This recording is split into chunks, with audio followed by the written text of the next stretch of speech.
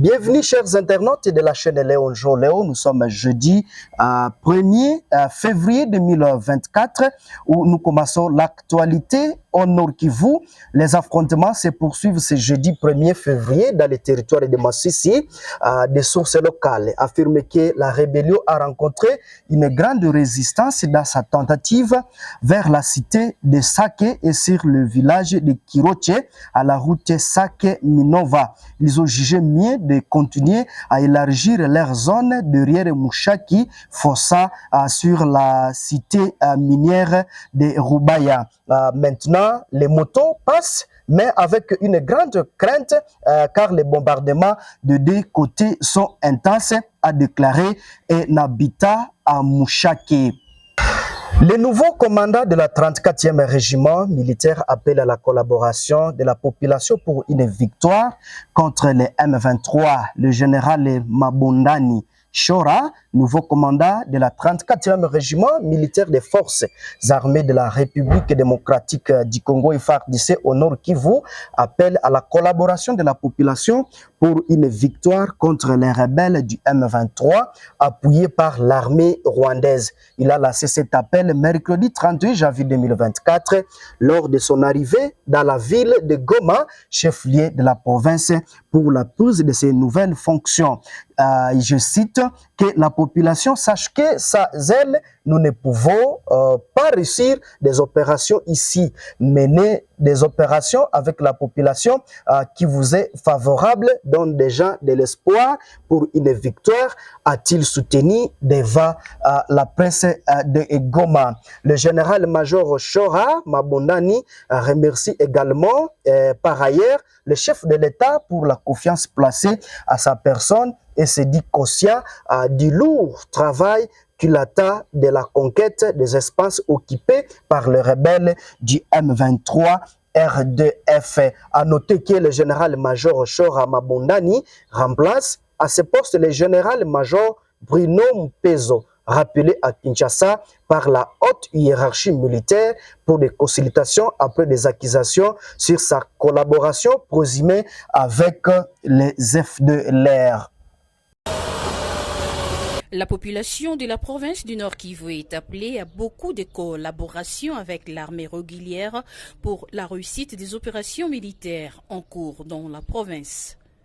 Cette recommandation est du nouveau commandant de la 34e région militaire, le général-major Chora Mabundani, qui est arrivé à Goma ce mercredi 31 janvier 2024 pour prendre les commandements de la région militaire. J'ai béni le Seigneur pour mon séjour ici, la confiance que le chef a placée à ma personne pour que je puisse travailler dans ces contrées. Je suis sous le commandement du coordonnateur des opérations.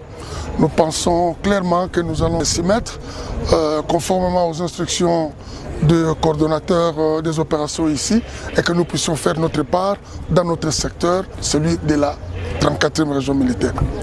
Que la population sache que sans elle, nous ne pouvons pas réussir les opérations ici.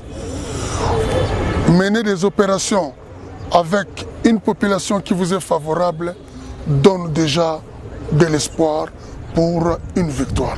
Nous comptons sur cette population et nous sommes là pour elle et elle doit aussi être là pour nous pour que nous puissions faire un bon travail ici.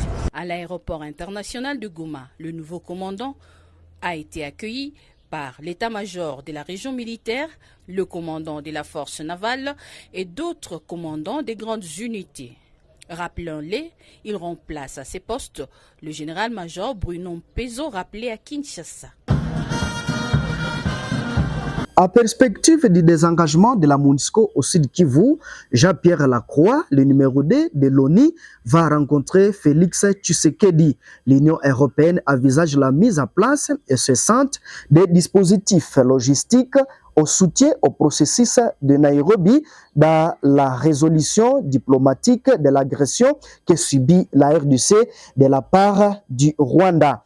L'ambassadeur de l'Union européenne à RDC, Nicolas Berlanga, l'a annoncé le 30 janvier 2024 au ministre de la Défense et des anciens combattants, Jean-Pierre Bemba Gombo. Je cite, « Vous ne le savez pas, mais par exemple, l'Union européenne est derrière toutes les structures logistiques nécessaires, par exemple, pour mener à bien le processus de Nairobi, l'a déclaré devant la cellule de communication du ministre de la Défense. » La représentante spéciale du secrétaire général de l'ONU à RDC et chef de la MONUSCO, Bintou Keïta, a réaffirmé mardi 30 janvier 2024 l'engagement des Nations Unies à soutenir la République démocratique du Congo, notamment dans ses efforts visant à restaurer la paix et la stabilité dans l'est du pays où des groupes armés opèrent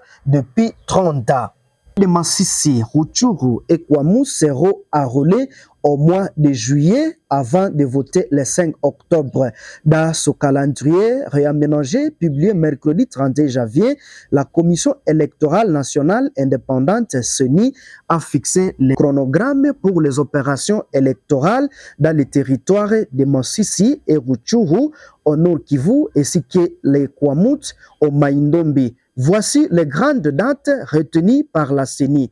1er au 20 juillet, identification et enrôlement des électeurs. Le 4 septembre au 4 octobre, c'est la campagne électorale. 4 octobre, installation 4 octobre, installation des bureaux de vote et déploiement. 5 octobre, scrutin direct de députés nationaux et provinciaux. 31 octobre, publication des résultats provisoires. À noter que dans ce nouveau calendrier, la Commission électorale nationale indépendante fixe pour le 28 avril prochain l'organisation du scrutin. Merci de nous avoir suivis sur la chaîne Léon Jo Léo. Abonnez-vous massivement pour ne rien rater de nos prochaines publications. Au revoir.